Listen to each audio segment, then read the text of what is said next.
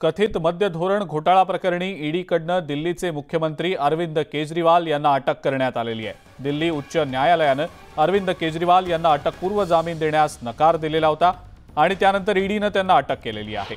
कथित मद्य धोरण घोटाळा प्रकरणी चौकशी करता ईडीनं केजरीवाल यांना तब्बल 9 वेळेला समन्स बजावलेलं होतं। मात्र प्रत्येक वेळेला केजरीवालांनी ईडी कार्यालयात जाणं टाळलं होतं। तसंच अटकपूर्व जामिनासाठी त्यांनी दिल्ली हायकोर्टात धाव घेतली होती। मात्र अटकेतनं दिलासा द्यायला दिल्ली हायकोर्टानं नकार दिला। तर अरविंद केजरीवाल यांच्या या अटकेमुळे आम आदमी पक्षाला मोठा धक्का बसलाय। ईडीच्या कारवाईनंतर आपचे कार्यकर्ते प्रचंड आक्रमक झाल्याचं पाहायला मिळतंय।